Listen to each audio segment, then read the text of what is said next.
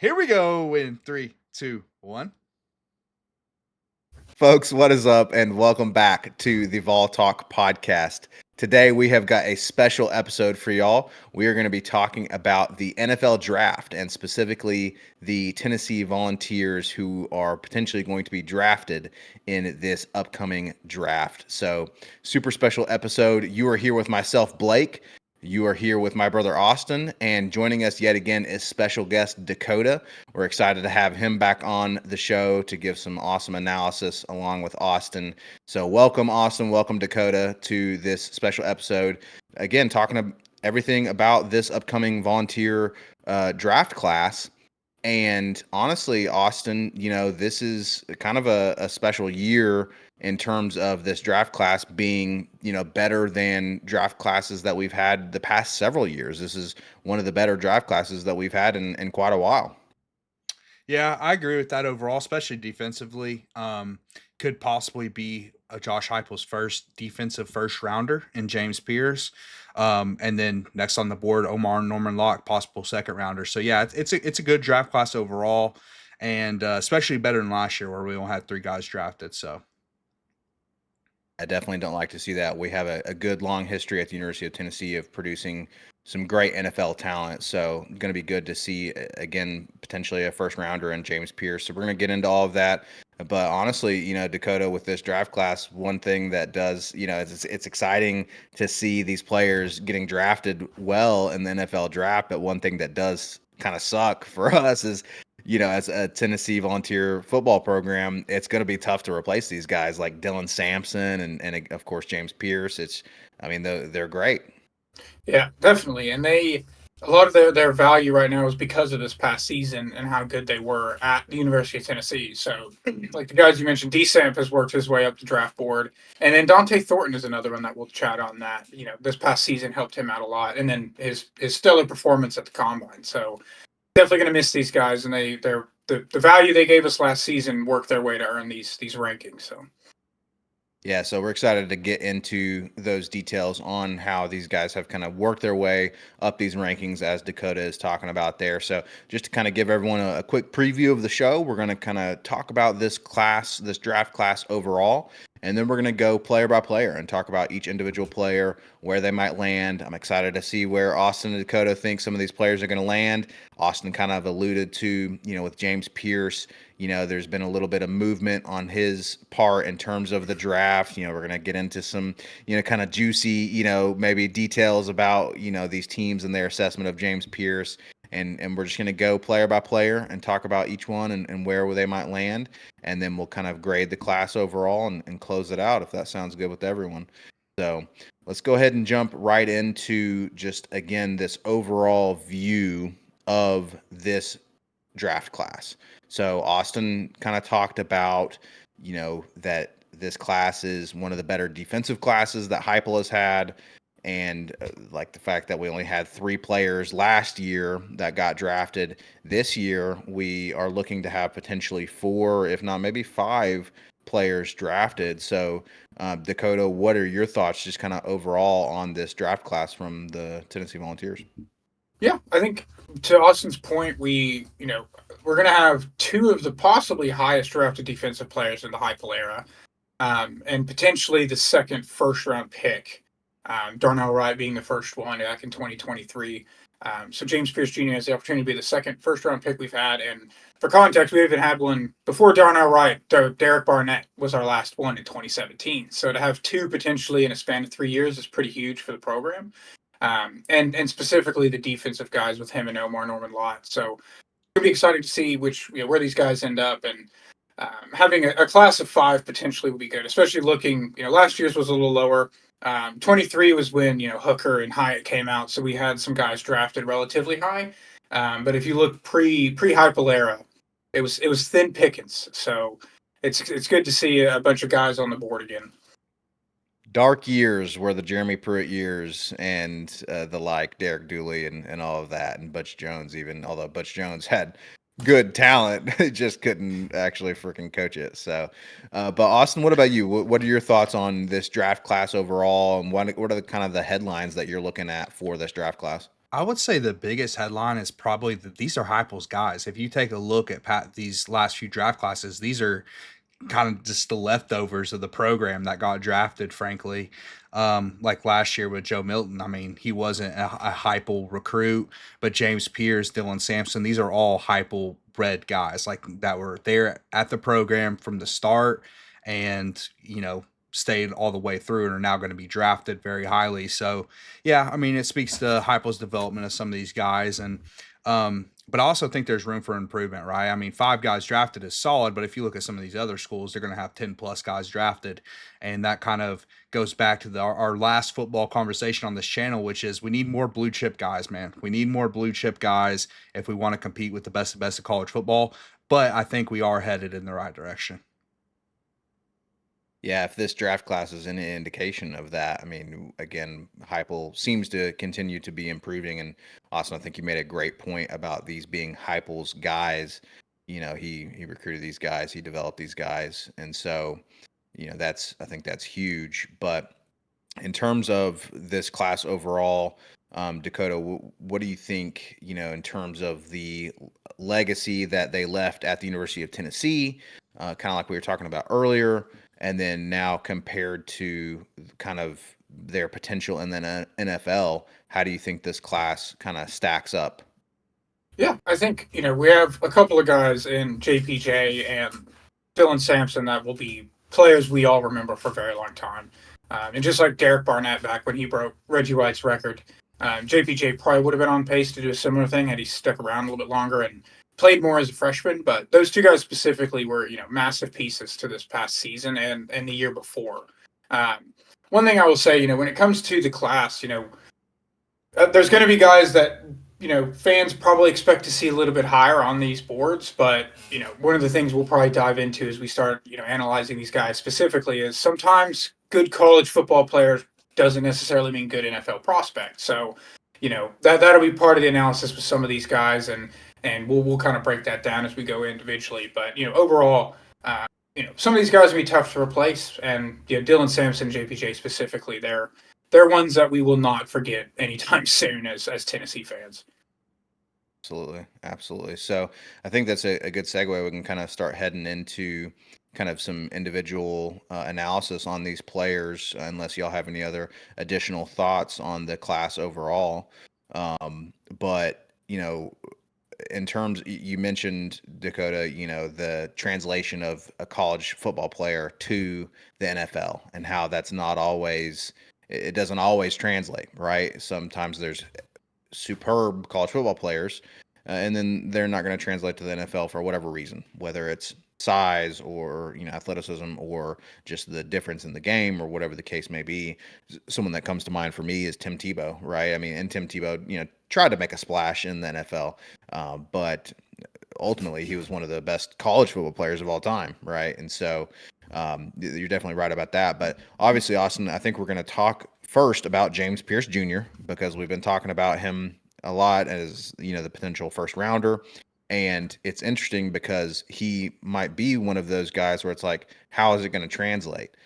There has been some questions about kind of his character and maybe his effort that we might get into, but then also you've talked before, Austin, about how he's at least traditionally a little undersized, I guess, for a defensive end. And so let's just kick it off with, James Pierce Jr. He's rated to be a potential first rounder, but he does have these question marks. So what are your thoughts on James Pierce? I'll say, as far as projection is concerned, edge rusher is one of the easiest positions to project. It's a very simple position to play, right? I mean, you're there to go get the ball. And, yeah, you have to keep contained, but there's not a lot of mental energy that goes into being a pass rusher. And yeah, he is a bit undersized, but he's also a really good speed rusher. And there's been plenty of guys at that size to be successful on the NFL level. Um, and he's probably one of the biggest fallers in the draft class because, like you said, with the character concerns. Coming into the year, I already mentioned this, but he was projected to be the first overall draft pick. I mean, a lot of outlets had him as the number one rated player coming into the 2024 season. And then I think he didn't really have a down year, but he didn't get better like a lot of a lot of outlets thought he would. Right. But coming into draft season is when you heard about these character concerns, and we joked about it a couple weeks ago. Blake saying how, oh, maybe this is teams just trying to tank his draft stock, but now it seems like things are getting real. Like more and more people are saying it, and I think there's legitimate concerns about work ethic and things of that nature. But I will say this: if there's any position that can overcome things like that, again, it's pass rusher, right? You're not going to. He's likely not going to play every down in the NFL, even though he's become better as a run defender. He can just be a situational pass rusher and still add a lot of value. Um, Plus, dude, I mean, it's not like it's the quarterback, right? You expect a lot of leadership out of your quarterback, and and lead by example. Your pass rusher, it's okay to have a little dog in you as a pass rusher, man. You know what I'm saying? Like that's What do fine. you That mean a little works. dog in you? A little What are you dog in saying? you, brother. A little dog in you. I mean, just go look at Lawrence Taylor, bro. Do some research on Lawrence Taylor. He wasn't the most outstanding individual, but he could rush the passer. I mean, just go get the ball, man. So, I mean, even though I mean, listen, James, we're going to get into the projection of where we think he's going to go. I just don't see him falling out of the first round, man. I just don't, because there's too many teams that need pass rusher, and he's a great pass rusher, man. He showed that throughout his college career. So I think he'll at the very least go in the first round. Look, you might be right about all of this in terms of, it's okay if the edge rusher has a little bit of, character flaws. I'm still going to hold out hope that it's just hit pieces that some intern thought up a good negative PR campaign to try to get them to fall to their team. We'll see. But maybe you're right. Maybe it is all kind of actually starting to get to the point where it's like, okay, maybe this is true. Ultimately, we'll see how he ends up doing in the NFL, because regardless of anything else, if he performs well, then no one really ends up caring, right? Kind of like you alluded to with Lawrence Taylor. So, but Dakota, what do you think? I mean, do you agree? Do you think that he's pretty much a lock for the first round?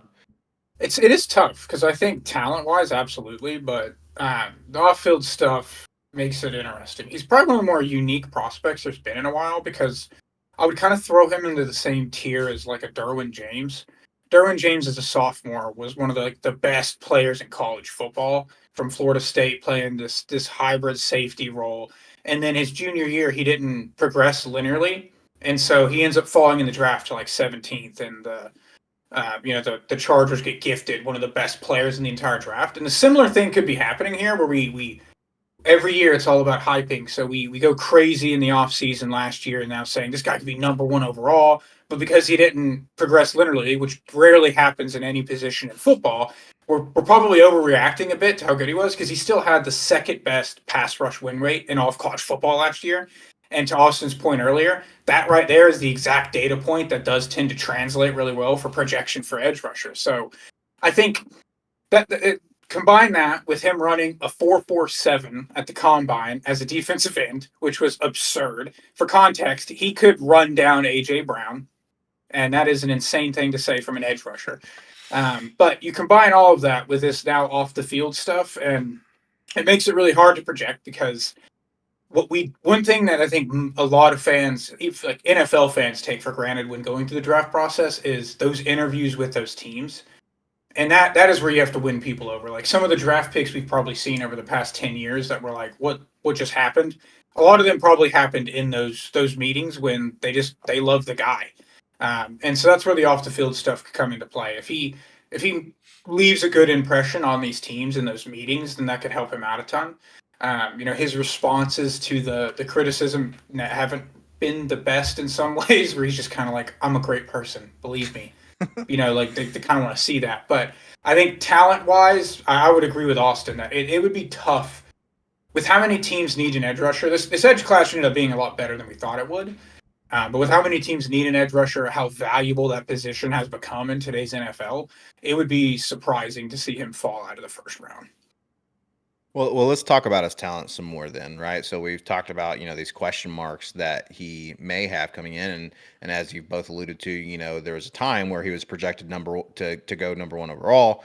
I remember back before this last college football season, Mel Kiper was talking about him, being pretty high up there on the big board, and all the analysts were projecting him high, and then you all alluded to, hey, he had this year that maybe, at least in the eyes of the beholder, weren't as good as his previous year, or the year wasn't as good as his previous year. But the fact of the matter is he still has the talent, right? And especially the combine, he showed that in the combine, like you talked about, Dakota. So Austin, let's talk about maybe some stats and maybe some, kind of objective analysis on his just pure raw talent, because he did have a great combine and he does have great stats coming out of college. So you spoke on how he maybe even got worse from last year, which you could say that from the pass rushing perspective, but he also like vastly improved as a run defender, which I think is notable. I mean, it seemed like to me he got so much better as a run defender that he maybe focused on that, and that's one of the reasons he did get better. Which, dude, I mean, that's going to be extremely helpful in him becoming a 3-down player in the NFL. Because if he can become a 3-down pass rusher, that's extremely valuable, dude. That's extremely valuable. Um, and I also think partly, like Dakota said, dude, it's like if you don't have that linear progression, people just kind of forget about you and forget your potential. He also, going back to the character concerns, dude, coaches hate when you say you don't love ball, or you don't show that you don't love ball, man. That's like one of the biggest things that scouts and coaches just cannot stand. And that's really the biggest, like, the character concerns are that, like, that James Pierce doesn't love football. But again, man, like, I just don't know if that will matter at his position.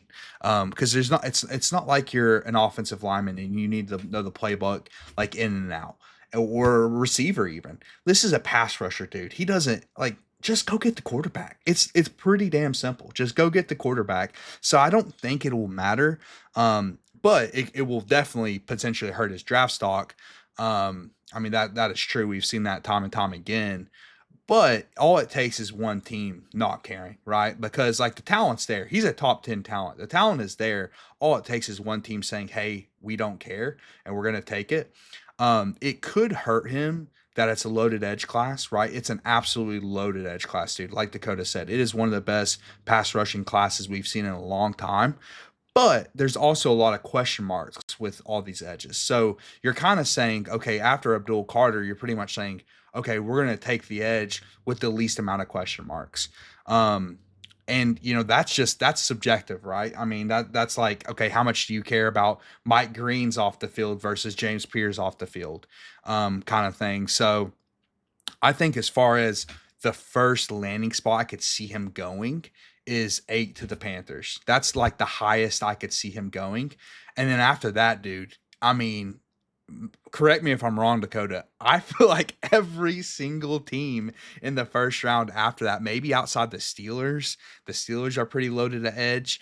But dude, every single team in the first round after 8 could take James Pierce. Like, that's how valuable the position is. I mean, we're talking about potentially, some people believe this is the most valuable position outside of quarterback. This is the most valuable position outside of quarterback. I would argue probably X receiver, but it's probably second outside of X receiver. I don't think there's any debate of that. So yeah, I mean, every team needs edge, so it's gonna be interesting. Dakota, what do you think? Is Yeah, is Austin spot on there or what?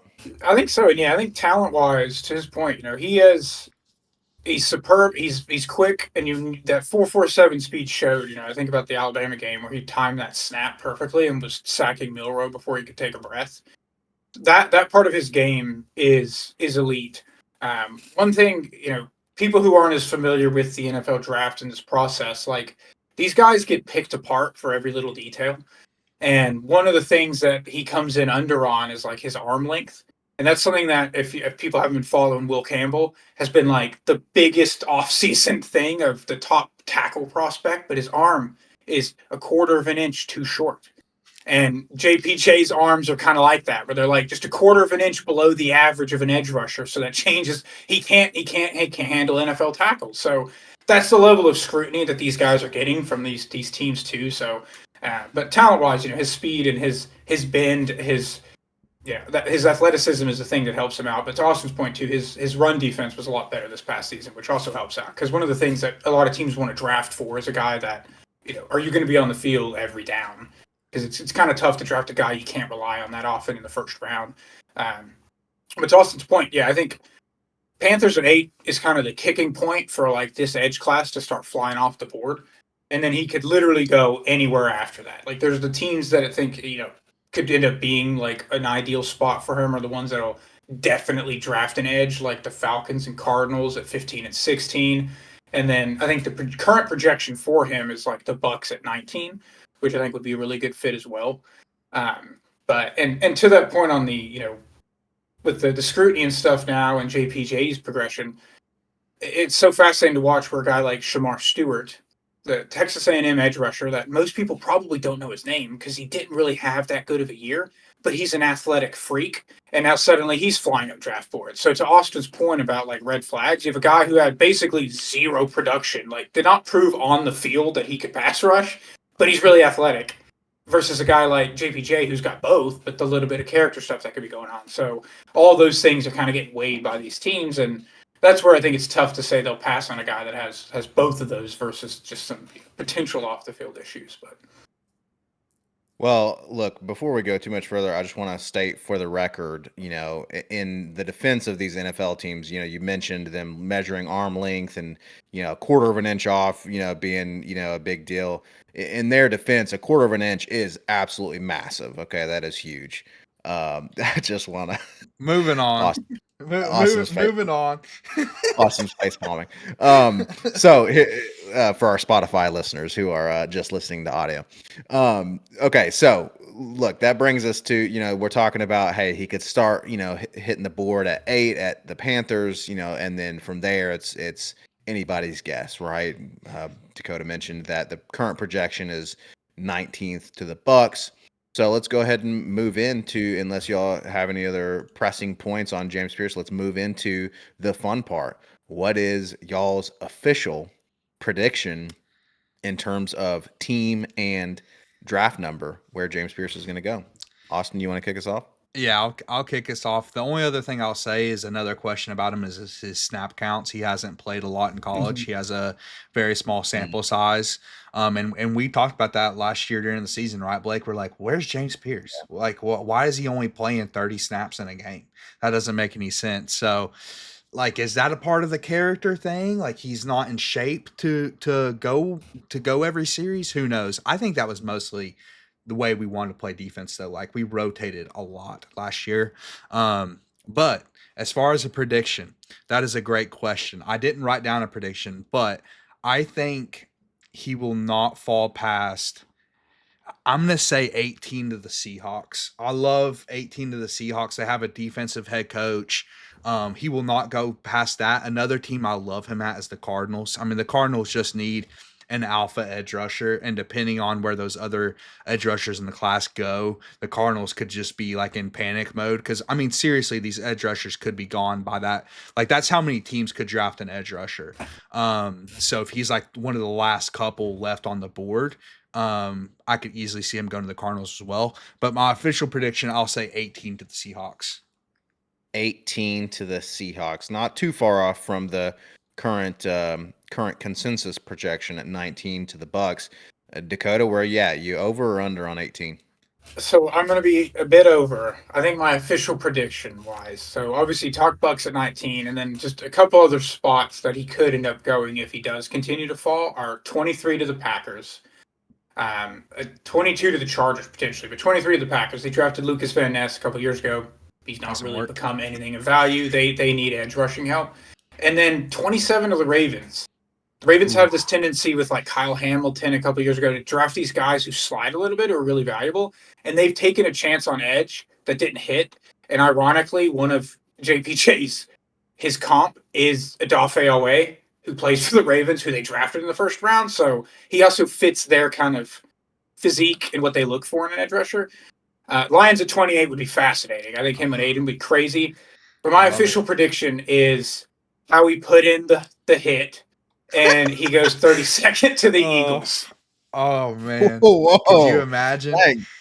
You kept sliding, man. You were just sliding further and further down. I So you're think he going slides. officially Yeah, the 32. slide. I mean, I'm buying in a little bit to what I see from some of these draft analysts that keep pushing him down. They hear the rumblings, but I just, if Howie Roseman has JPJ there on the board after losing Reddick and losing Sweat and losing Milton Williams on the inside, I don't know how he could not take that name to the podium. I have to say that's my favorite fit for him, just as far as like just how good he could be right off the bat, because he will get no extra attention. That's how good that defensive line already is, and he could cook immediately. I mean, it's not like I'm a huge Eagles fan or anything, but my lord, dude, if he drops to the Eagles, will easily be one of the best picks in the first round, no matter how the first round plays out. Um, Also to the Lions, selfishly, I mean, dad's from Michigan, as you know, Blake. We're somewhat Lions fans. That they're my NFC team. I would absolutely love that, to pair him with Aiden Hutchinson on the other side. You have your power rusher and Aiden Hutchinson, and your speed rusher and James Pierce could absolutely be fantastic. So, I see what Dakota's saying, because I mean, dude, I had one of our Dakota Knot's favorite draft analysts, Sam Monson, compared him to Jermaine Burton the other day. And I'm like, my lord, is he that bad of a? I mean, Jermaine Burton was like hitting like chicks after the Tennessee game. Like, surely James Pierce isn't as bad as Jermaine Burton. But that's the rumbling right now, man. And maybe it is Howie, dude. Maybe Howie's determined to get James Pierce to fall to the Eagles at 32. Man, what a campaign that would be to absolutely smear a guy that you love and you want on your team. It's kind of weird psychology there. But honestly, with the Eagles, I mean, gentlemen, y'all know that the Vols have a decent history of defensive linemen Yes, with the sir. Eagles. The Minister We're of talking Defense. we're talking about the best of all time and the Minister of Defense, Reggie White. And we're talking about Derek Barnett, who we thought, could be the second coming of the minister. And then now we got James Pierce Jr. That's potentially right, going man. to the Eagles. It's a That'd great be point. a crazy little lineage. I So, agree, dude. That would be phenomenal. I mean, probably our three best pass rushers ever. If I'm forgetting somebody, let me know. I can't think of another guy. So yeah, see them all with the Eagles. That would be interesting. Let the Eagles get a little do over because love Barnett, but he didn't pan out to be 14th overall. So they Yeah, get another chance on a Tennessee edge rusher. well, definitely. that's a good point. Maybe Tennessee edge rushers burned them, in the first round. So maybe they'll pass Well, them on them in the first round. So not the great Reggie White, brother. That was one of their greatest no, picks in the history of their franchise. yep, that is absolutely no doubt true. So, all right, folks. Any other final thoughts on James Pierce before we keep heading down this draft board? Nothing. Hearing and seeing nothing. We're going to move, like I said at the beginning of the show, folks, we're going to kind of move by order of what they're currently projected to go on the draft board. Before we move into the next player, I do want to take a quick second to say, please hit that subscribe button. If you're watching to this point, if you like the content, please go ahead and hit subscribe, give us a like, drop us a comment. We'd really appreciate it. We're trying to grow the channel, and we're slowly but surely upping the production quality. So you can be guaranteed that we're going to continue to produce even better content for y'all as we go along. So please, and let us know your thoughts in the comments as well. Did Austin and Dakota get it right in terms of James Pierce Jr.? Let us know your prediction. Where is he going to go? Where's he going to get drafted at? So let us know. But next, we're going to move to another defensive lineman. So Austin kind of alluded to the fact that this is kind of a defensive class in terms of the amount of talent. And so the next player is Omar Norman Lott. So Dakota, start us off. Kind of give us a rundown on Omar Norman Lott and kind of what we're looking at with him. Yeah. So going into this season, I don't think many people even knew his name when you're paying attention to rotational depth pieces on the D line.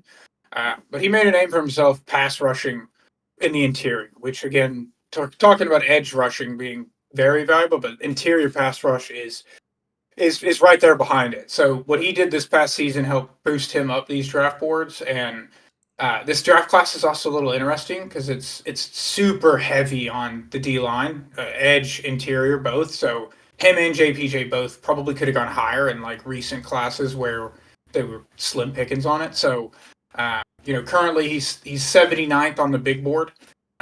So that's kind of technically third round, but with this D line class, I think he's ranked 8th or so out of them. So he could easily work himself into that second round.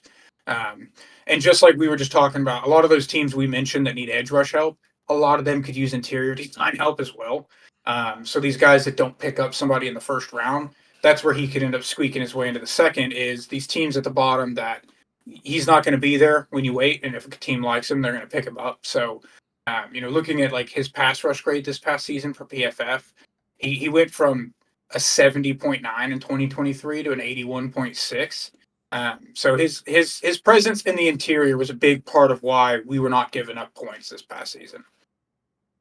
Yeah, he's absolutely was a huge piece of our defense this past season. So, pretty nice to see him kind of projected so highly. Austin, what do you think? Do you think he's going to be able to kind of work his way into that second round potentially, or does he also have maybe some question marks? Maybe not necessarily character related, but just question marks in terms of level of talent that he would more so fall in the third round. I would say if he has a question mark, it has to do with is he a 3 down player? He's probably not a 3 down player. He's more of a situational pass rush kind of guy. But like Dakota said, I mean, interior pass rush is extremely valuable. I would put like elite cornerback ahead of interior pass rush, but I mean, interior pass rush is top 3 most valuable thing on defense. So, and if you look at the NFL right now, dude, defensive tackles are getting paid big bucks, man. If you can pass rush as a defensive tackle, like you're getting a lot of money right now in the NFL.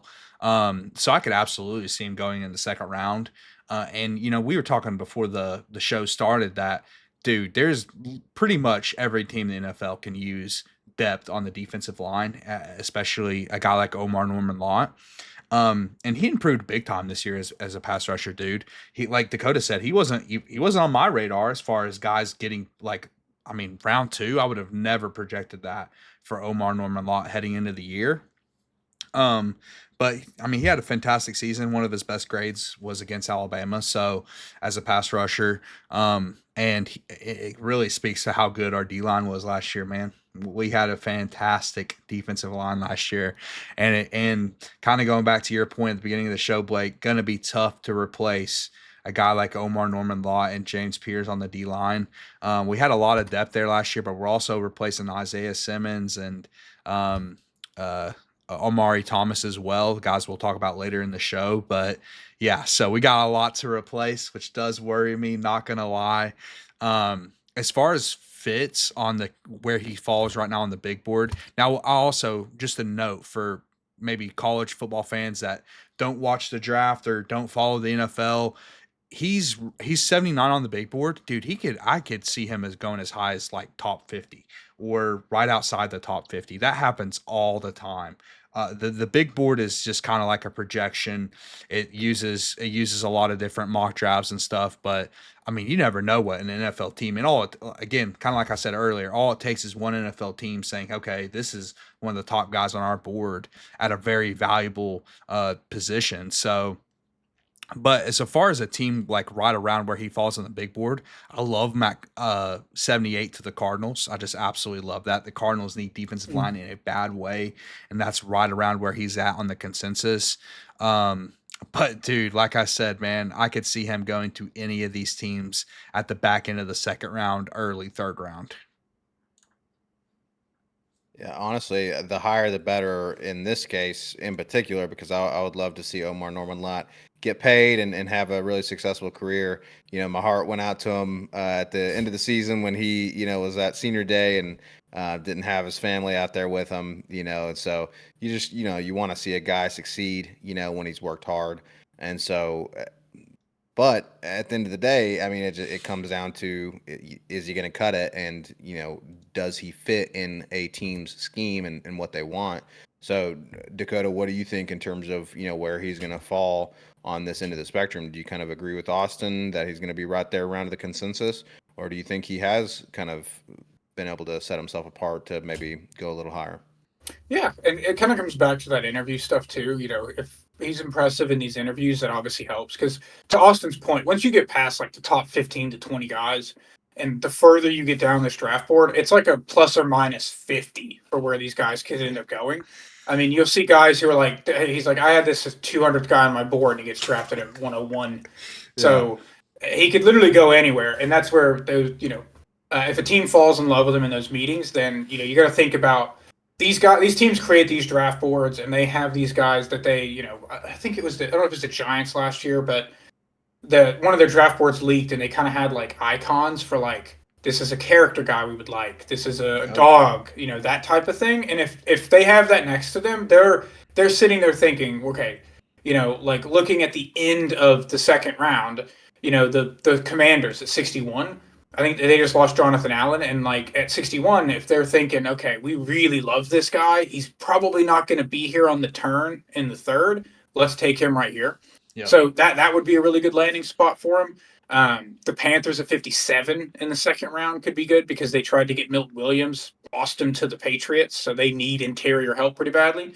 And then closer to where he is kind of projected right now, the Patriots would be interested. They just got Milton Williams, but they still need all the help they can get on their D line. And then the Jags at 70, if they don't get Mason Graham, who they're projected to get a lot at number 5, they desperately need interior help. And then I think the two others I would say are the 71 to the Saints. They drafted Brian Breesy a couple years ago. He's not really panned out. They still need pass rush in the middle. And then the Cowboys at 76. They drafted Mozzie Smith in the first couple years ago, but he has been, all intents purposes, kind of a bust. So they could still use some interior pass rush as well. So that's where these guys like him are really interesting because every team could use him. It's just a matter of like where they've got him on the board, and then that team that say it, makes the decision to say we can't wait any longer. We're taking him. All right, so I think we are coming to that point where it is my favorite part, the official predictions. Any other thoughts on just kind of Omar Norman Lott and his talent and kind of what he might look like in terms of NFL talent? No, Dakota brought up some good teams for him to land at. As far as my prediction, man, it's so hard to predict him because Mm-hmm. like kind of like we were saying, like anywhere in the second round I could see happening. I could also see him going towards the bottom of the third round. You just never really know. As far as the character and stuff, I also want to say this. I think he falls more on the good character. Like I never heard a bad thing about Omar Norman Lott. It seemed like people really liked him.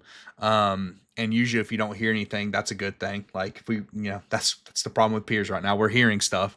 But as far as the prediction, man, one team that's standing out to me is the Chargers at 55. Like the Chargers really need some defensive, like interior defensive line and D line in general, to be honest. I mean, they have 50-year-old Khalil Mack, and that's pretty much it. I mean, it's Khalil Mack and friends at this point. So, and they definitely need interior help specifically. So, I like the Chargers at 55 as far as I'll say that's my official projection. And I mean, as far as the highest he could go, dude, he could go in the 40s. I really think that there's teams in the 40s that could absolutely, like the Falcons at 46, Yeah, Cardinals, another team right at behind him. 47. Yep. Yeah, exactly. Like those two teams easily. As far as like the furthest he drops, I mean, I don't see him dropping out of the top 100.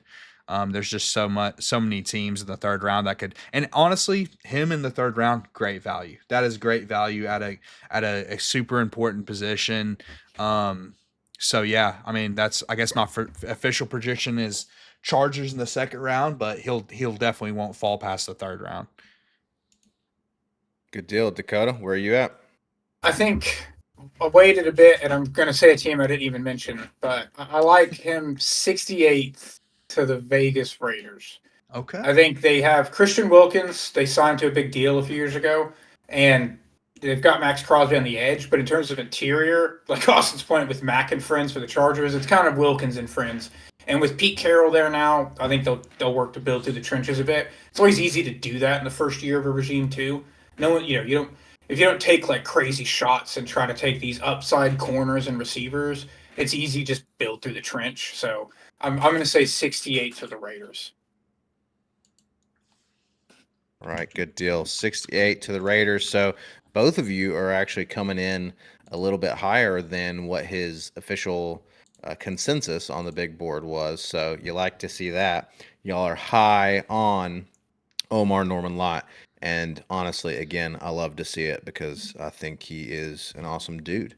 So, Omar Norman Lott, we are now going to move to, of course, someone everyone loves, The great. and the great. He's officially got the great ahead of his name because he is Correct. an absolute Tennessee legend, Vol for life. And I love running backs. I love, Austin's talked a lot about how I'm the historical guy. I'm kind of more of an old school guy when it comes to football. So I love some defense and I love some freaking smash mouth football and running the rock. And Dylan Sampson could run the football.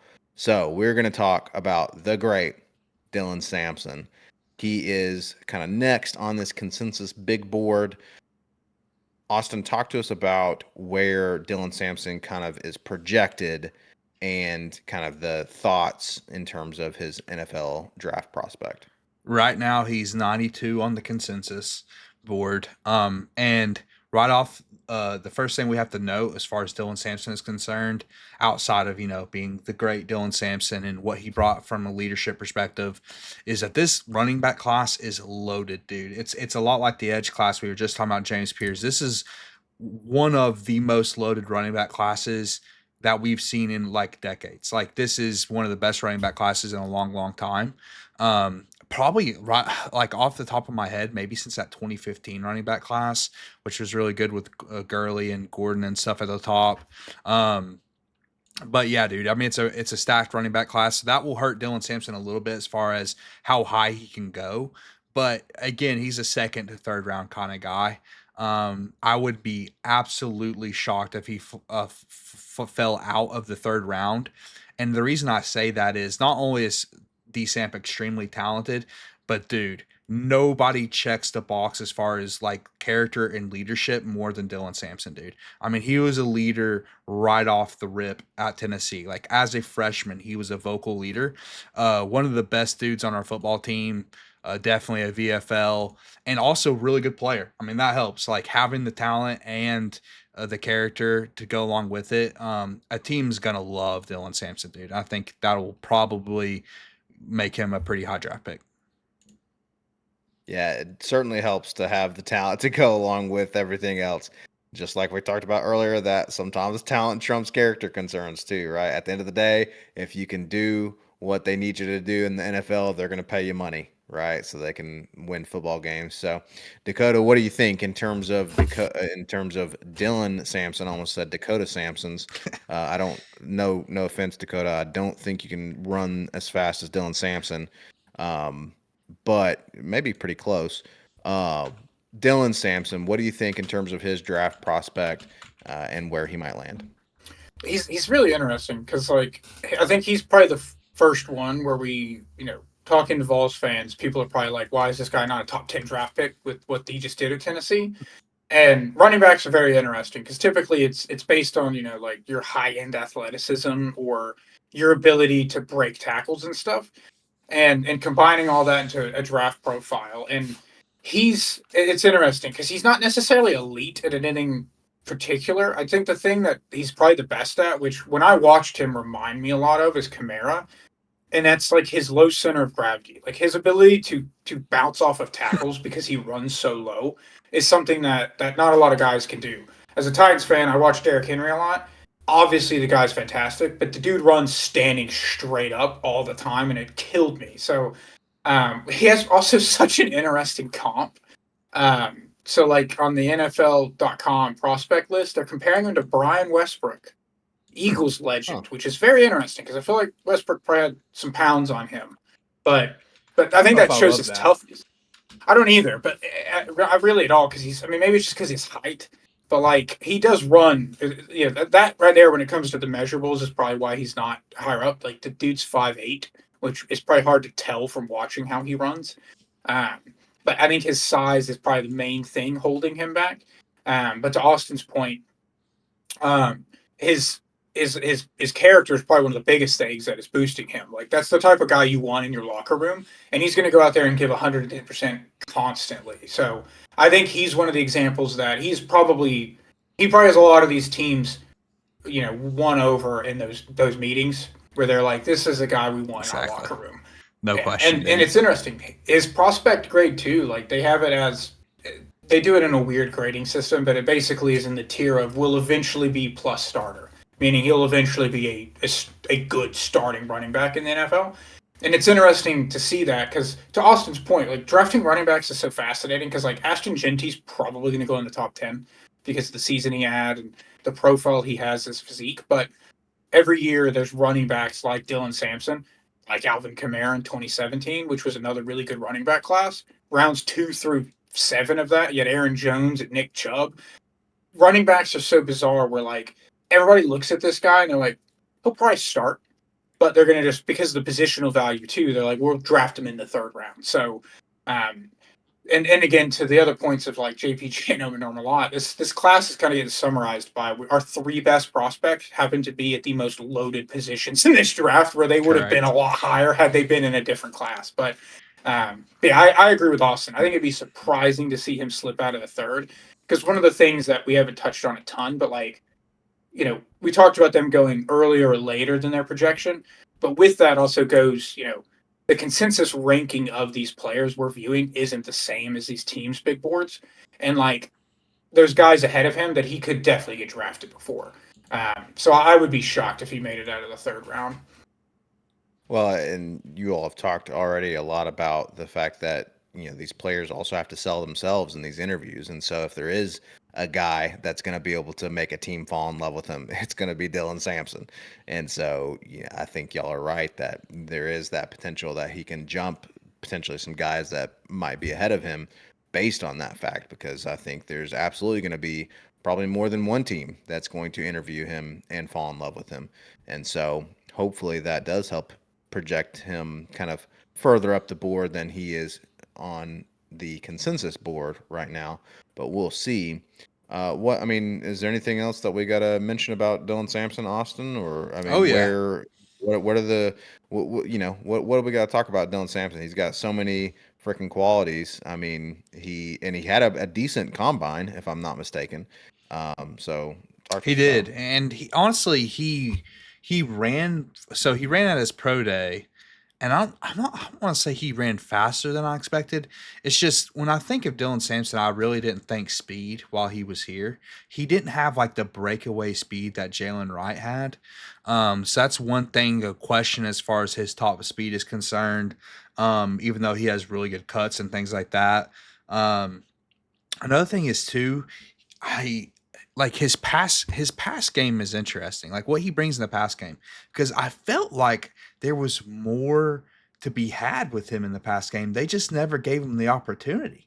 Like I felt like he would have been good as a pass catching running back, but he just didn't get that chance. So that will be interesting to see how NFL teams think about that. Another thing is I forgot about the 2017 running back class, Dakota. 100%. That's definitely not better than that class. 2017 running back class is absolutely loaded. Um, and another point I like that Dakota made was the like what the fans think of him, because you see like 20 plus touchdowns and he broke all these records, and it's just different. Like and also one of the reasons it is different is like how our offense projects the NFL. That's like been a big point of contention with our fan base, and like how where players are drafted, like Hendon Hooker and things like that. It's very hard to project our offense to the NFL because there's no other offense like it in the NFL. There's literally none. There's no offense in the NFL that's remotely like Heupel's offense, because you literally can't do what he does in the NFL. By the way, like you cannot spread the like teams out like he does. So yeah, man, that's one thing that's I don't think it hurts DSamp as much because he plays a position. I don't think that's going to impact him as much. But as far as like receivers and quarterbacks are concerned, that's always going to be a question mark coming out of Tennessee. Yeah, for sure. Absolutely. And, with Dylan Sampson, yeah, I like that you brought up the passing game, because I think, Dakota, you drew a comparison to Kamara earlier. We were talking about Dylan Sampson, and obviously Kamara is huge in the pass game. So, could Dylan Sampson potentially, translate to that? And there's so many different things that obviously NFL pros, NFL scouts are able to kind of predict when it comes to these players. So, Dakota, what do you think in terms of Dylan Sampson? Y'all talked about, where he's projected on the consensus big board. What are some teams that might be interested in a running back like Dylan Sampson? You are muted. Just a reminder that you are muted. My bad. Yeah. Yeah. So you touched on the passing game for a second too. Like it is interesting because he only had 20 catches this last season and 17 the year before. And I don't know, we used that kind of carousel approach to the running back position in this offense. So I think it has more to do with that. But that is something some teams will probably, ask him a lot of. Like, do you feel comfortable catching the ball in the backfield, running the routes, all of that stuff. But it's also funny because I remember in 2023, the first game of the season against Virginia, I was at that game, and one of our first touchdowns was D-Samp on a receiving touchdown. And it's like the only one of his career, apparently. So Really? Wow, just that's interesting. crazy. As a freshman? Yeah. He was a sophomore. Oh, he's sophomore. Okay. Yeah. But it's just interesting that, that was it. But yeah, I think there's a lot of teams that it's always tough to project running back, especially. I'm going to be looking in the third mainly for him. But I think there's a handful of teams like it depends on what happens in the first few rounds. But a lot of teams like to mock the Bears with a running back, and I could see him easily going to the Bears at like 72. Honestly, the Saints, funnily enough, need a replacement for Kamara. Kamara's hitting that age as a running back where you're on your way out. And a lot of teams have been talking about them getting a guy, so it'd be kind of cool to see D-Samp go play with Kamara for a little bit, and then take over the duties there in New Orleans. But those are some ones, and then the Chargers. I think the Chargers could take him. I'm not going to say the team that I think is going to pick him for my pick, so Austin doesn't take it. I think I know who it is, but I could be wrong. I think I know who he's thinking because it's so obvious.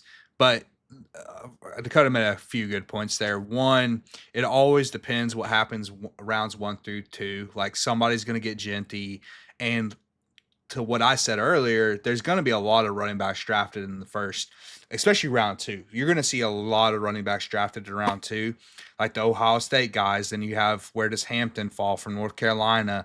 There's a lot of like moving parts as far as where Sampson will go, because I don't see a team doubling up once they do take one.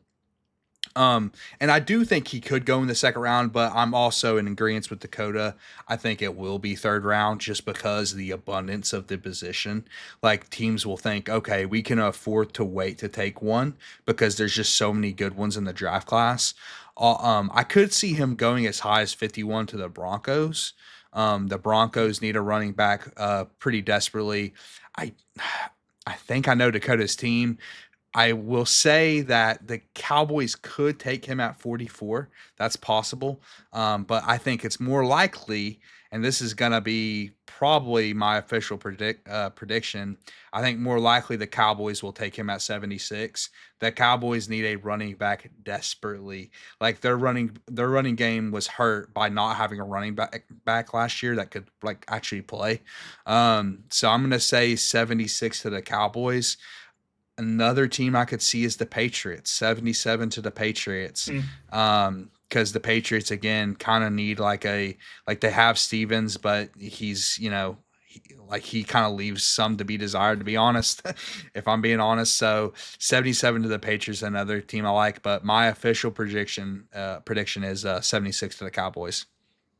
76 to the Cowboys. Okay, now before you give your official prediction, Austin, what is your prediction of Dakota's prediction? And let's see if you get it right. So, okay, let me look at this because I you said actually it want was to get this obvious. round. I thought it was obvious, but he didn't give me a clue as far as what it was.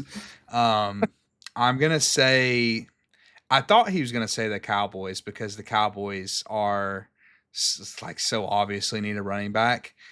And yeah, I don't know now that it's not the Cowboys. I'm gonna say Steelers at 83.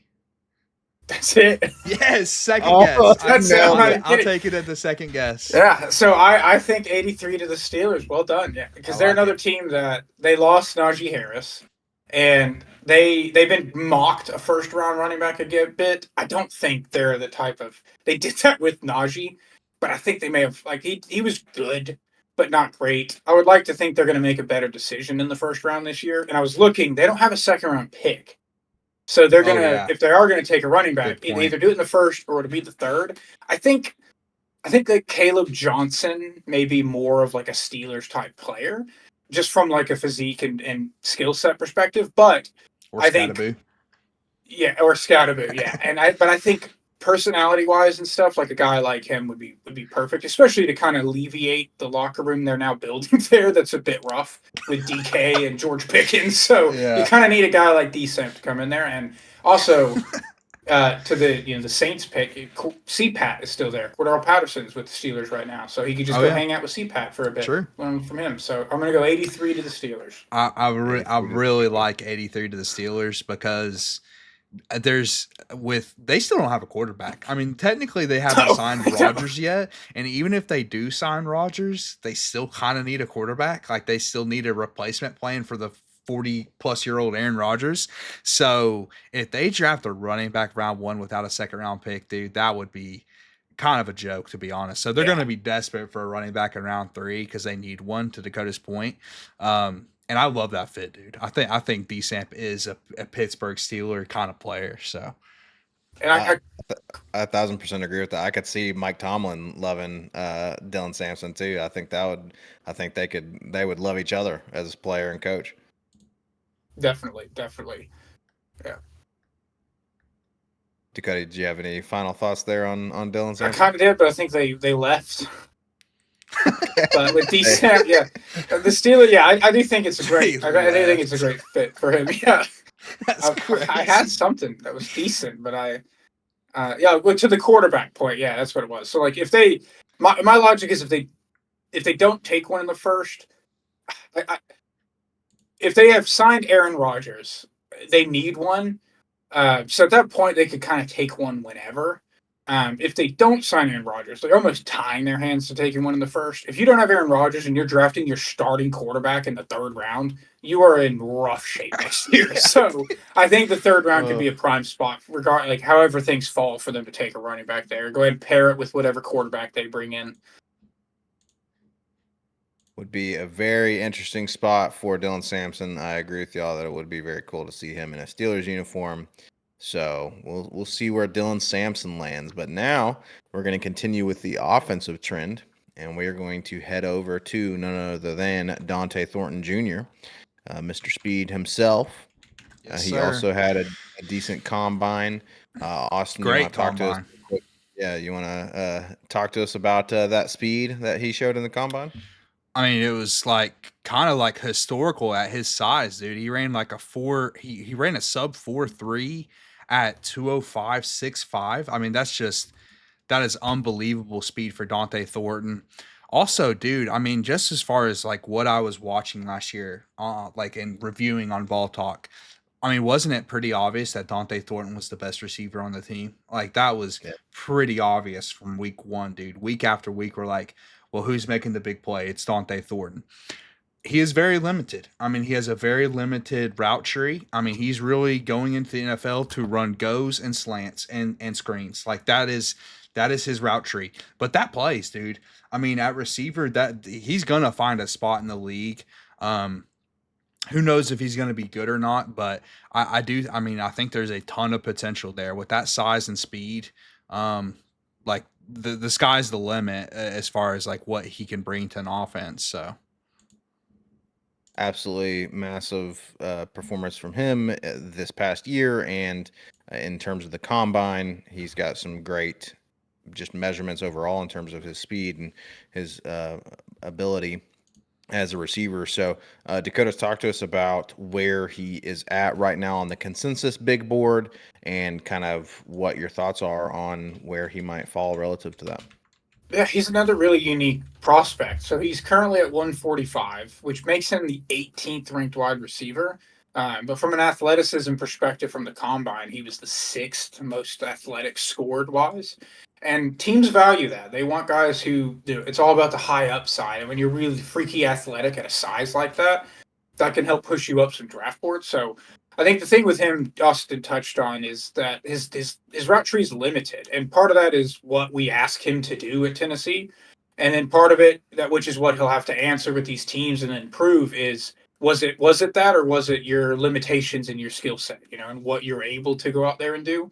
But looking at PFF for an example, looking at his grading, like this past season was by far his best. So it's another one of those guys like Omar Norman Lott, where this past season is really helping, propel them up that draft board a little bit. And then going out there and running a 4.3 at the combine, like that's gonna anytime. There was actually some stat that like 4.3 guys, anybody who runs a 4.3 or under, I don't think there were many that were drafted like after the fourth round. It's pretty much guarantees you have like a cutoff point where it's like you were Wow. going before that because you were so like that. That is such a unique thing to have. Especially Um, his size. exactly, and one of the clip which we all remember as Tennessee fans because it was the kind of turning point in the Oklahoma game was that it was kind of like a skinny post, but that kind of slant that he took destroyed the safety on and just Just burned touchdown. him. Yeah, so many people when watching the media and stuff have referenced that play for like we should have known this guy could run a 4.3 when watching this play. So yeah, I think it's interesting because his skill set's very different than a lot of guys in this class. A lot of these guys we have a lot of like toolsy as we'll call them, where they're more about like playing in the slot a little bit, getting open, running all those routes. Where he's more of a going to stretch the field with the big body. So. Um, a lot of teams need that too. There's a lot of teams. A lot of teams like to have a guy who's fast like that, and especially at his size. So I think there's a lot of teams that could take a shot on that, adding that to their wide receiver room. He's definitely going to be missed as a Tennessee Volunteer. Those big plays that he made, we're going to be missing that for sure at the receiver position. So let's talk now just about kind of what we've been going through, which is some ideas on some teams that he might go to. Dakota, and kind of talk us through where some places that you kind of like him at. Yeah, so I'm thinking, technically his ranking has him in the fifth, but I kind of like him falling somewhere in the fourth. I And agree. a couple teams, yeah, that come to mind are the Cardinals. Cardinals drafted Marvin Harrison Jr. in the first round last year, but they don't have a guy that can stretch the field. It's a very different skill set than him, so I think that would be a really good place. The Panthers at 114. Bryce Young needs all the help he can get. So having a guy like that to stretch the field and also help the guy they drafted last year in the first Leggett, who's more of an underneath contested guy, help him out a bit. Um, my Titans at 120. So I I was gonna mean, we need mention, wide man. receiver help, and if we draft Cam Ward at number one, he's going to need some guys to throw to. Um, I I'm pretty much locked out of the teams I'm looking at because you bring up that stat. When he ran a 4.3, my immediate thought process was, dude, he could reach up to the third round. I mean, that's like how special that skill set is. Now, I don't think that will happen, but man, I just like the fourth round just makes so much sense. He could drop to the fifth, but I just don't see it. And the team that's jumping off the page is the Titans, man. I mean, you just lost Nick Westbrook-Akina, the deep threat. They desperately need wide receiver help. I think he could make an impact on that offense, dude. And I mean, we already know the Titans are taking Cam Ward at one, and they don't have a lot of draft capital. I mean, depending on what the other receivers available are, I really like them to the Titans.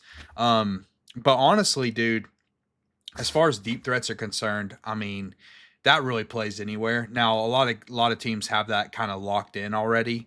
But yeah, I mean, that's why he's gonna see the field at some point. He'll never end up being, or I won't say never. I don't know what his goals are, and maybe he's determined to become the best receiver in NFL history. But he's not really like an X type. That's not really his game. He's gonna be like a number four on any given team as a deep threat. But again, that brings a ton of value. As far as where he's at on the consensus and teams drafting in that area, he is at 145, which is the beginning of the fifth round. Again, the New England Patriots, man, they have so many holes. They need weapons for Drake May. Could easily see him going 144 to the Patriots. But as far as my prediction, dude, I have to say I'm gonna say the Titans. I'm gonna say he stays home at 120, dude. I love that fit. Falling in at the Titans for the official prediction. Real quick, as a Titans fan yourself, Dakota, would you like a guy like Dante Thornton on your roster? I definitely would.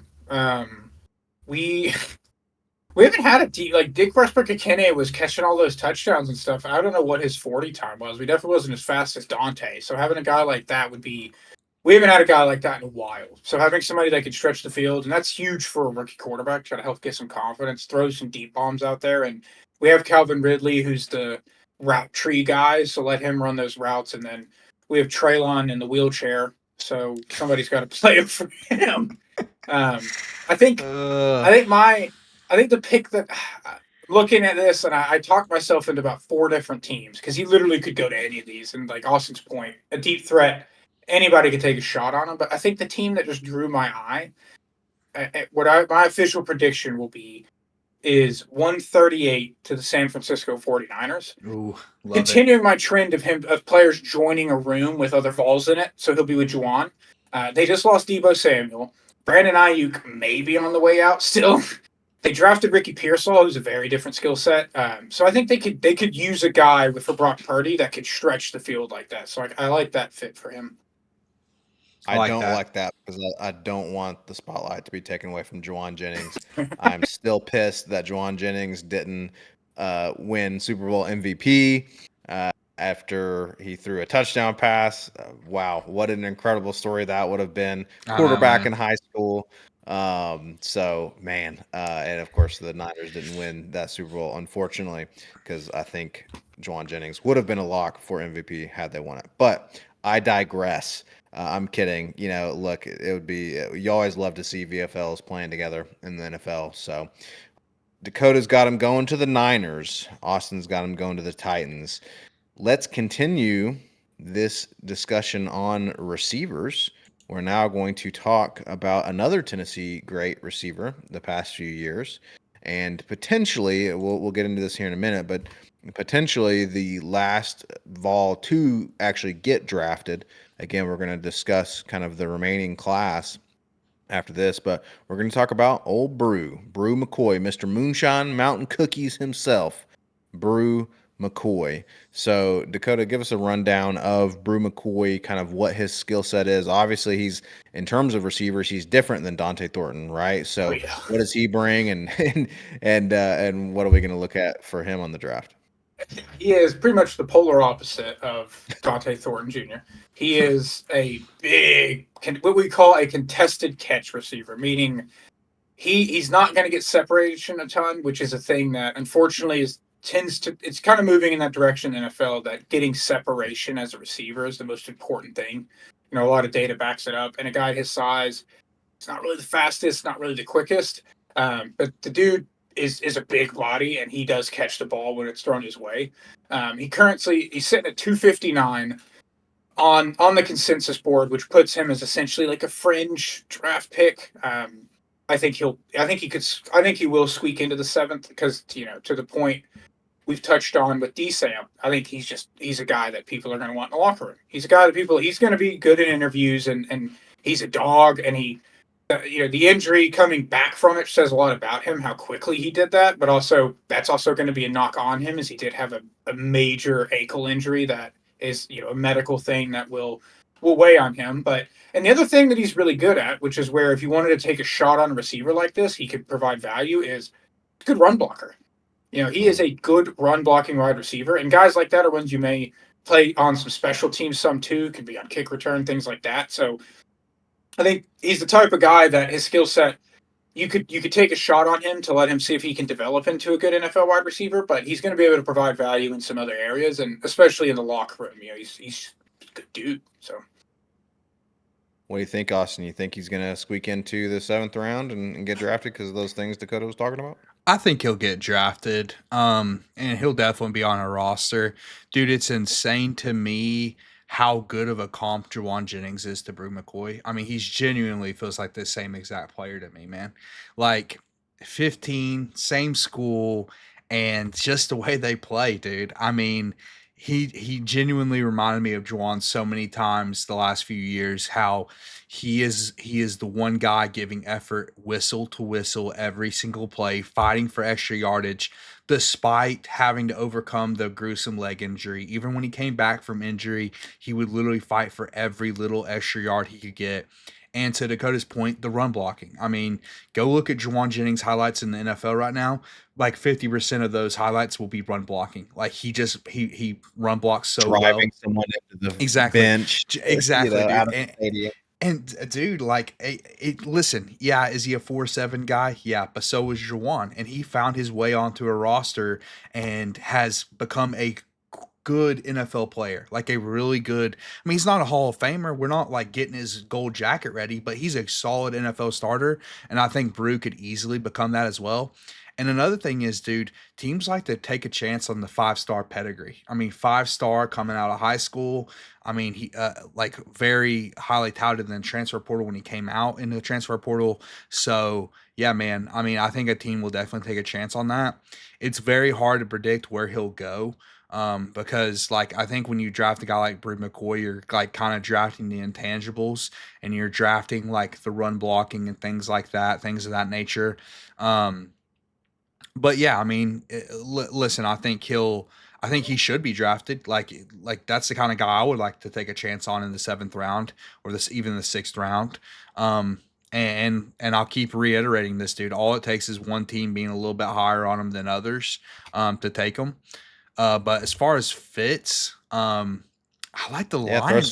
throw some teams at us. What are you thinking, Lions? I like the Lions at 228, man. Mm. That's a Dan Campbell kind of guy, all right? Like a gritty kind of dude who likes to play whistle to whistle, and they actually do need receiver depth. Like they could actually use Brew McCoy on that roster. So I like the Lions at 228. That will probably be my official prediction, but or Lions at 244. Again, they pick again in the 7th round. As far as other teams down here, I don't see the Niners taking them because they basically already have that player on their team. But Yeah. I mean, it's literally the same exact player. But the Panthers, I mean, the Panthers need receiver. Panthers taking him in the 7th, wouldn't be surprised by that either. So is your official prediction going to be the Lions? Lions in the 7th round, dude. He's a Dan Campbell kind of guy. Lions in the 7th round. What do you think, Dakota? You agree? I love that. I do love that. And honestly, to your point, I'm looking at his profile. His NFL comp is Gabe Davis, which is pretty interesting because Gabe Davis just got a huge contract for when he went to the the Jags, and it was kind of a bad signing, but interesting comp for a guy to be drafted that late. And his number one strength listed is team captain, which Love it. says everything about him. And then to Yep. your Dan Campbell point, and then physical specimen with elite measurables. Um, I like that one a lot. My I think my prediction. I think he could easily go to those teams. I think the Patriots at 238. They just need receiver help. So like anywhere, Yeah. the Packers at 237 too. Like there are a lot of teams that just consistently are looking for another receiver. I think my official prediction though will be 243 to the Baltimore Ravens. I like And my that. reasoning there is they could still use some receiver depth. Again, this depends on what they do in the rest of the draft. But that run blocking, that's Ooh, huge for them. true. He'll get some playing time. He's going to let Hen get and block for Lamar. I think that's the type of guy that fits their mentality too. Is that gritty? We want to pound your face in type mentality. So I think he'd be a good fit for Baltimore and help Lamar and the run game out as well as provide some some opportunities in the pass game. That's a really good shout, Baltimore. I mean, blocking on towards the sideline when Lamar escapes the Yep. pocket, things like that. That's or in more importantly in design run game. I absolutely love that fit. Very good prediction there from Dakota. Also in the 7th round to the Ravens. So, folks, that rounds out kind of the 5 Vols that we feel pretty good about in terms of getting drafted. Now, a couple of these players that we're about to talk about may get drafted and sneak into the 7th round, or we are probably going to talk about several of these players being great value pickups as undrafted free agents, getting signed to rosters as undrafted free agents. But I'm just going to go through the list of eligible Vols players. Now, listen, there's going to be a couple names on this list that are going to trigger and elicit some kind of negative reactions from the 3 of us. One name in particular, John One. Campbell.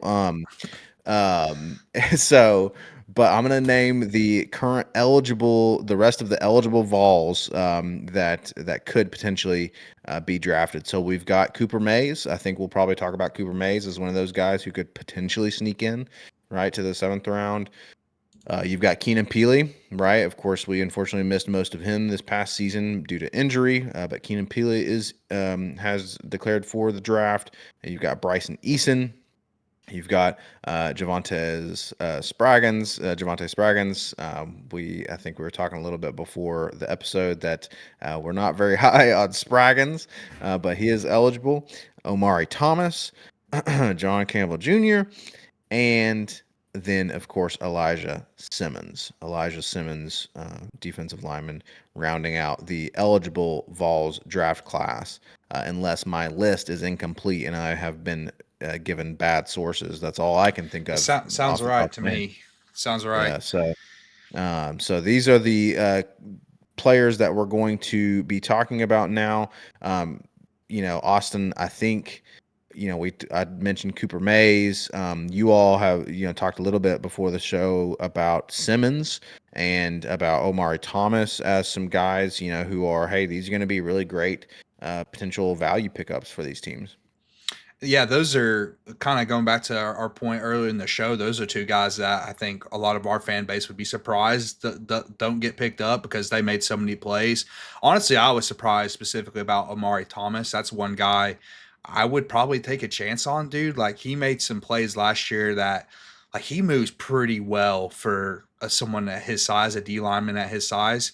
Um, he's also interesting because there's also reports about him talking about potentially moving to offense in the NFL. Amari Thomas, that is. So that would be interesting to see if a team locks him at guard. I think all those guys on this list will get a chance, like on a roster.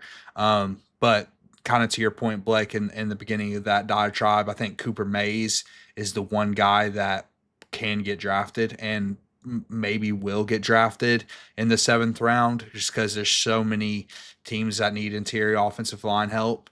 And he kind of also fits like that team captain kind of mold as well. Multiple year starter at Tennessee.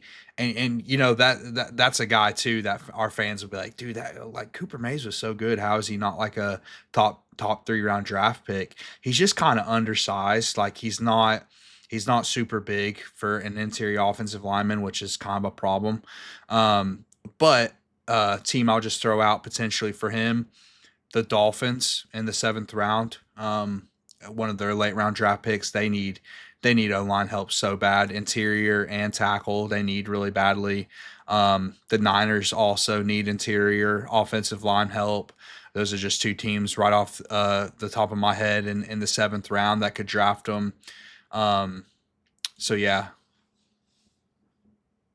Dakota, what are you thinking on the rest of these players here, and where they might fall, or any guys that you have your eye on in terms of being able to maybe sneak in to that final round?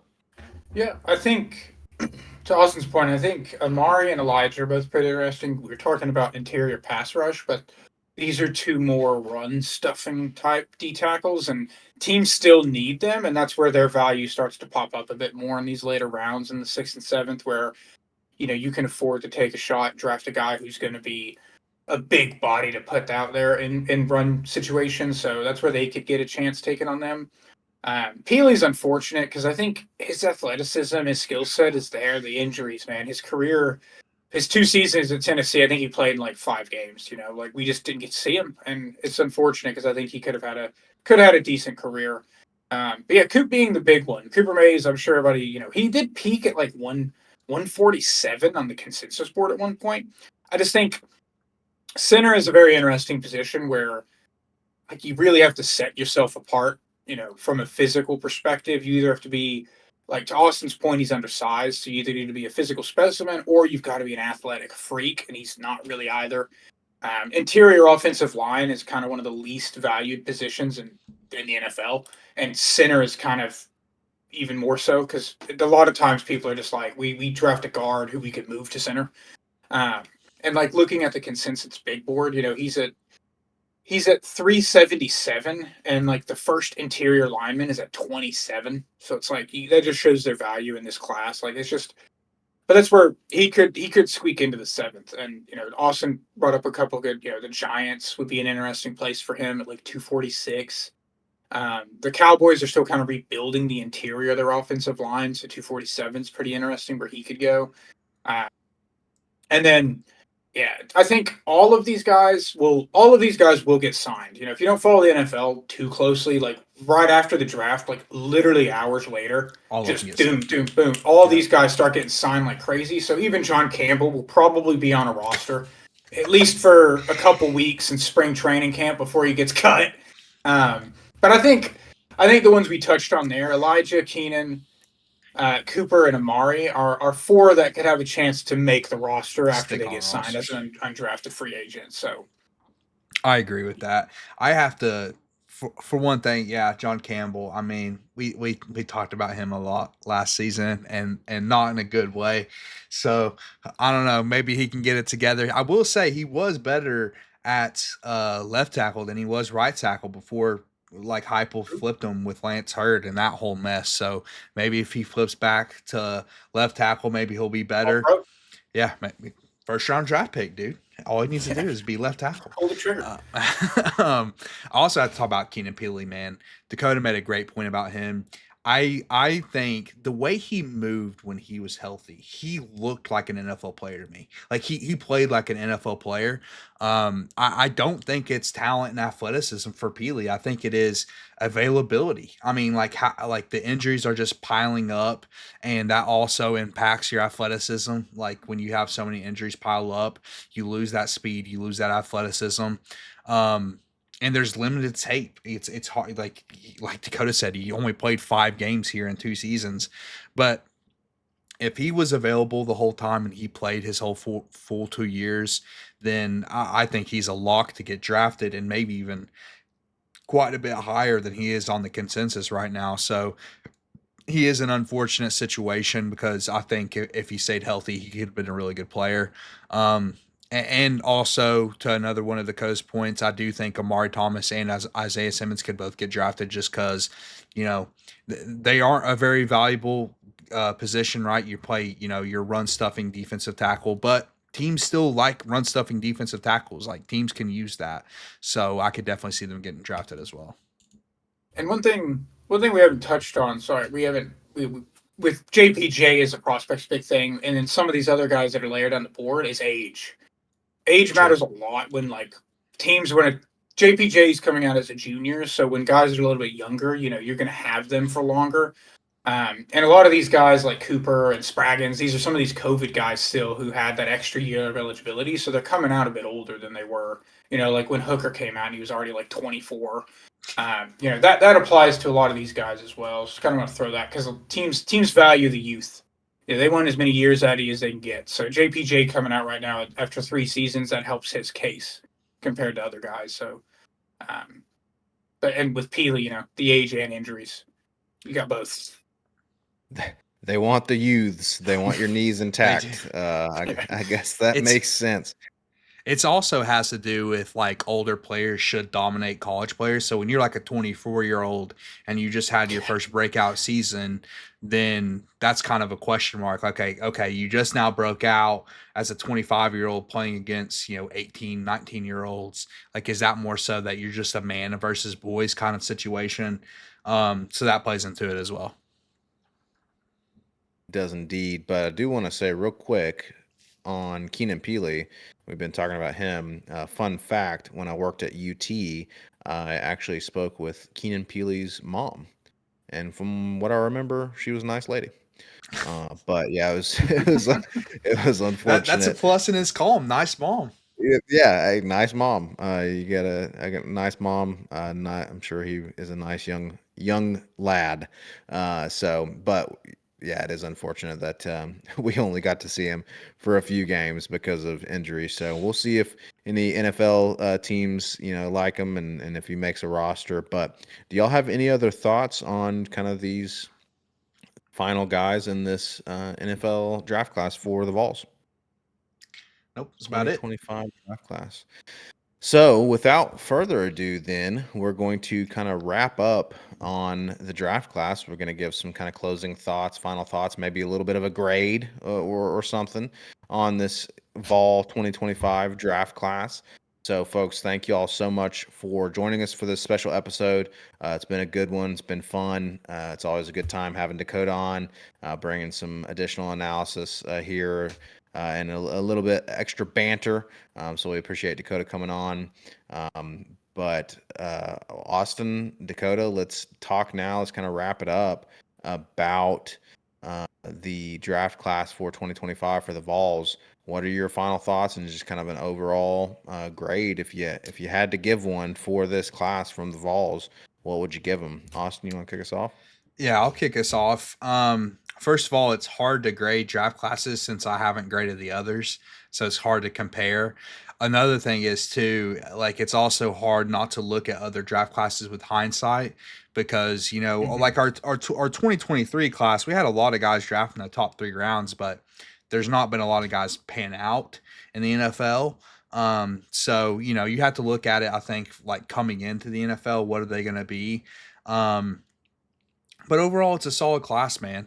I would say I'm gonna just say B. Like that's where I'm at with it. A B. It's a solid class. It's a first round draft pick. Potential first round draft pick with his character, James Pierce character concerns and things like that. So it would be Heupel's first defensive player taken in the first round. And again, I think we're headed in the right direction. Like we stack up more of these draft classes where we have about 5+ guys drafted. And then once we get in the territory of 10+, that's when we're going to be competing for championships. That's where you see Ohio State at. That's where you see Georgia at. So that's where we want to be. We're not there yet, but heading in the right direction. Heading in the right direction for sure. And I agree. It's definitely a solid class. And just real quick, just a reminder, folks, that we're talking, Austin brought up a good point that we're talking about, hey, what is the kind of grade for the projection of this class as it translates to the NFL? There's certainly no disrespect to the great Dylan Sampson exactly. and company, right? In terms of their contribution while at the University of Tennessee as volunteers. And we're strictly talking about how they project to the NFL. So Dakota, what about your thoughts on how this class projects to the NFL and what, if you had to give them a grade, what grade would you give them? Yeah, I think to Austin's point with the defensive player, I think having another first round pick is huge. It's always nice to see first round Vols, and to be honest, we've not seen a ton of them in our lifetime as Tennessee fans, which is kind of sad to see. But I think the thing that carries this class for me is that there's the chance for Heupel's 2 highest drafted defensive players, because depending on where Omar goes, he could end up being, Alontae Taylor went relatively high, so it's he'd have to beat him out for that other spot, but either way, it could end up being one of his highest drafted defensive players. So, and potentially, most likely, 3 guys in the first 3 rounds. So, love seeing that. But to Blake, your point earlier on, the history of Tennessee and what we need to get back to. It is still we see 5, 6+ guys who are probably not going to get drafted, and we need to get away from that. I think I would go a solid B-, just because I want to, from a full class perspective, want to see more guys that are in the conversation to get drafted, and hopefully we're leaving the John Campbells in the past now. Well, we'll probably be doing the same thing with Lance Hurd in a year. One more shot fired at John Campbell. Also, have to, because I will say right now on this podcast, if Lance Hurd gets drafted, I will give every single one of our listeners $1. Promise you. Every single one of our listeners that watch this video will get $1 from me if Lance Hurd ever gets drafted. So that means all $27 that Austin has in his bank account going to the listeners. Willing to give away to the 27 listeners.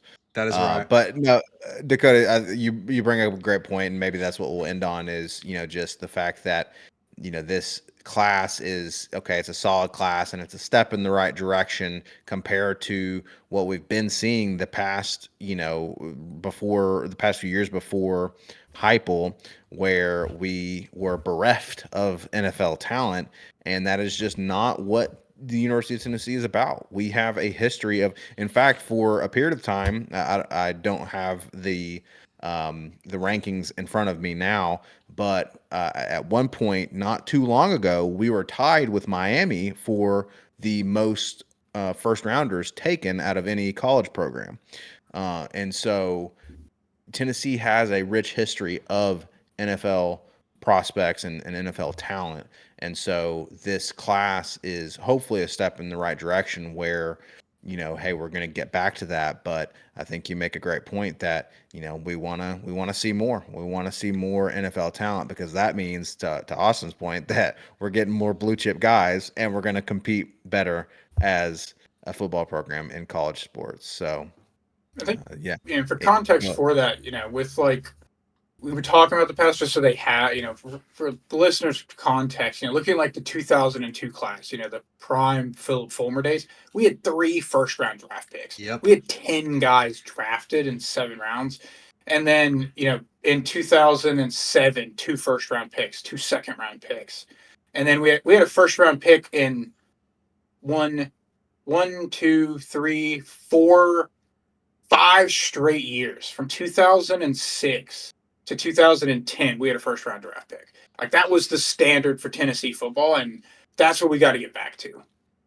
And talking about that 2002 class, keep in mind that 2001 team was an SEC championship away from going to the national championship. So we're talking about like college players projecting the NFL, how it all like it's kind of confusing sometimes. Good players don't get drafted high. Well, let me say this. Your winning in college very much correlates to NFL draft talent. Like very much correlates. The best teams have the most guys drafted. And you might say it's like, okay, college talent doesn't always translate to the NFL, but if you're a good NFL talent, you're almost guaranteed to have been a good college player, and the Yep. team you're playing for is going to be winning, right? And so that's kind of the bow that we want to put on this whole show. And Austin had this great idea to do a draft show for you guys. Again, all 27 listeners, that Austin's going to owe you $1 after No, Lance oh, Hurd wow. gets Lance Hurt's going drafted. undrafted, baby. But to put a bow on this, this episode that Austin had this idea for is, we want to be excited about this NFL talent that Tennessee is finally producing again, because again, that is what Tennessee football is all about, is dudes who are good at playing football.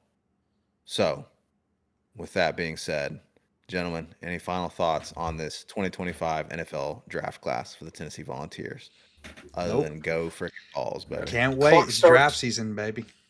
It's the Yeah. best time of the year. Once pick 8 hits, we'll all just be on the edge of our seat because at that Correct. point, JPJ could go at any moment. So we'll all Yep. be together on draft night waiting for it. So get your buckets of popcorn, folks. The draft is coming up 2 weeks after this episode drops. So this episode will be dropping on the morning of Thursday, which is the 10th of April, and the draft is slated to start on Thursday, April 24th. So exactly 2 weeks after this episode, the NFL draft will come. So, hey, look, folks, we're getting some good content out for you 2 weeks in advance of the NFL draft, so you can go ahead and listen to all this excellent analysis from Dakota and Austin and be prepared to watch your Vols get drafted to the NFL. It's going to be exciting stuff, folks. Folks, we will catch you all on the other side of the NFL draft. But until then, as always, go Vols. GBO.